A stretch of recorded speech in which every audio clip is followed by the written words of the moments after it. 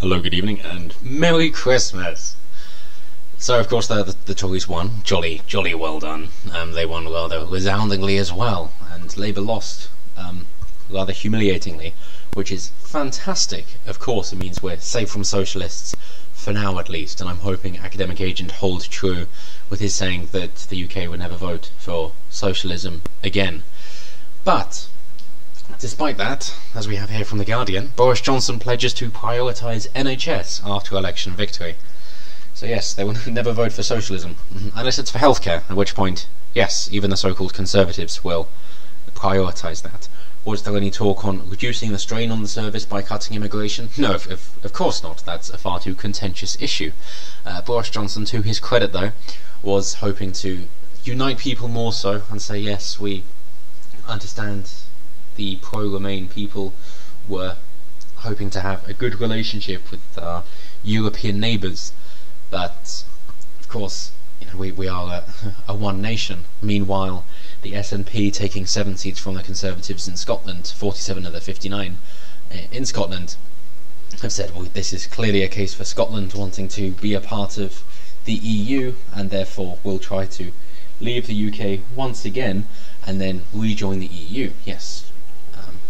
Leave one small union to join another, a much larger one, if you will, at which point they will have to adopt the euro, of course, because that is a requirement, and I'm not sure if the Scottish people are necessarily aware of that, and I doubt that will go down well. So hey, maybe finally the SNP will be defeated in Scotland as well, and there'll be an even bigger Conservative majority, at which point, maybe, there will then be space for a actual right-wing party to join up and help shift the Overton window to the right, and then the Conservatives will actually be conservative because they'll be moving to try and gain more public approval, because they're just going for power. As far as I'm concerned, I don't value the principles much of them, as any long-time viewer would know. So, while Boris Johnson has claimed he wants to let the healing begin over Brexit, and winning the largest Conservative majority since Margaret Thatcher, Labour have of course gone, what are we supposed to do now? Do we need a new direction? Obviously we need to get rid of Corbyn, and Corbyn will be leaving in the new year after his process of reflection, as long as that doesn't come into a longer mediation.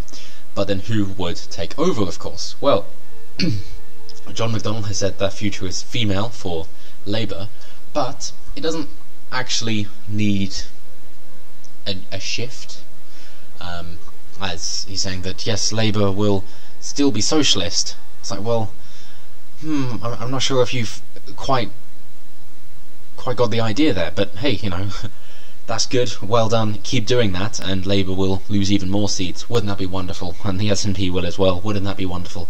And then we might actually see the Conservatives slide further left, and then a new party come to take on the Conservatives, as the Socialists seem to be split amongst the SNP, the Lib Dems, the Greens, Labour, and then there's only really the Conservative Party, seeing as UKIP and the Brexit Party nobody really hears from them anymore.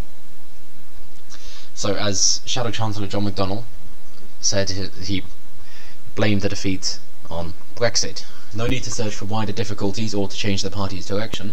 The grassroots movement he formed with John Lanson, Momentum, declared it would keep Labour socialist. He's also the same guy, of course, who called for insurrection, that is, a violent uprising against the government.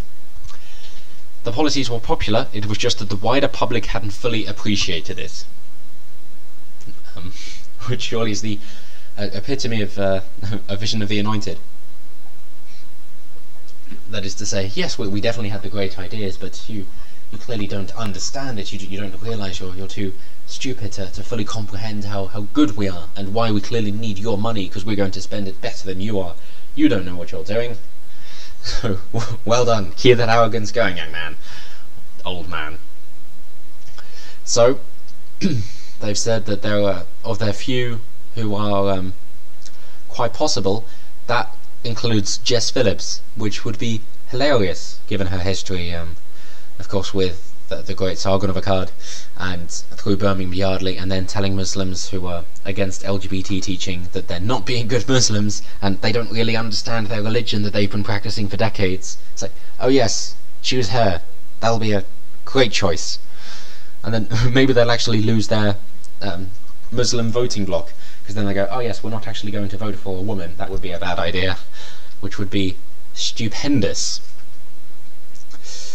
But as we can see, if we finish up here, we see the split with the Tories out in front with 365, getting their final vote to be announced. St Ives, they're delayed due to bad weather, so that's nice. And Labour shrinking back down to 203.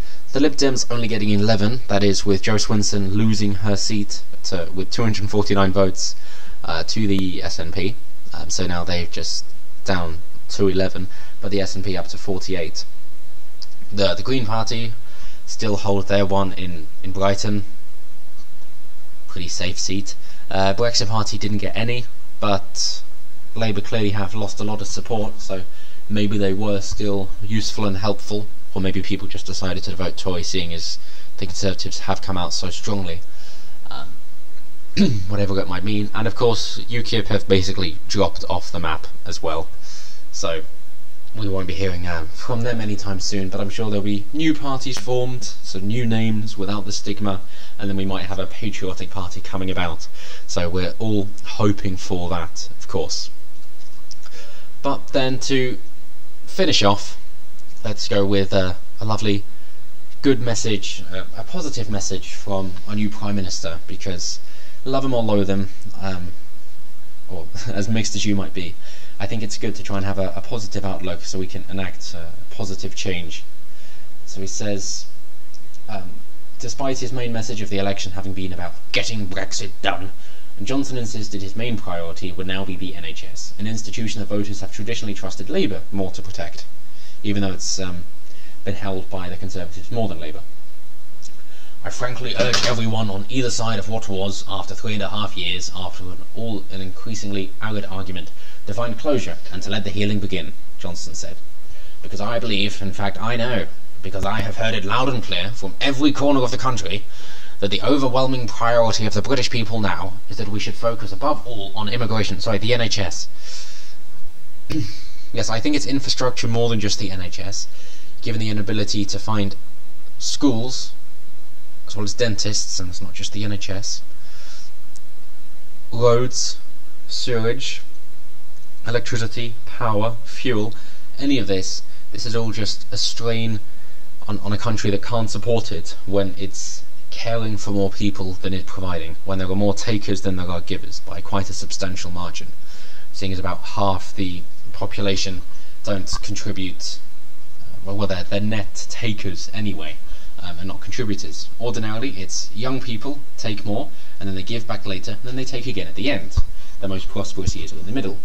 But of course when you have people who haven't had the upbringing in the United Kingdom and therefore aren't equipped for a British middle age, then they're starting from the beginning when they're already in their middle age and still taking, and then as they get older they then still need the help, and then they're taking even more.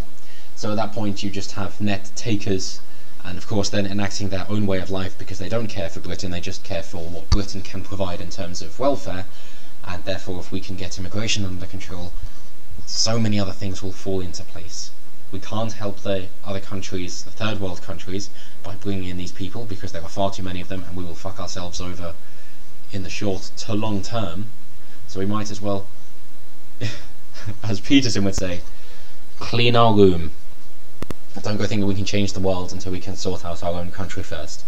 And considering we're in so much debt and have a deficit, we're spending more than we're making, then I think it's about time we just took care of our own country, because we're clearly too incapable to be able to help anybody else. So it'd be better for them to stay where they are and not come over here.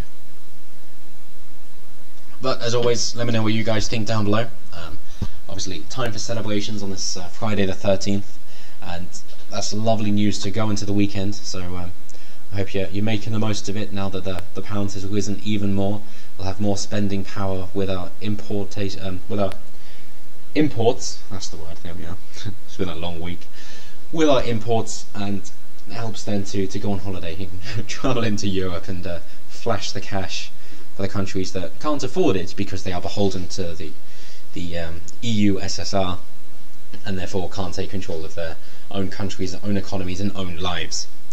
So we can rub that in their faces a bit until they decide, yes, maybe we should leave the EU as well, at which point we'll say, yes, would you like to form a trade deal with us? We'll offer you some good deals. Oh, fantastic, don't mind if I do.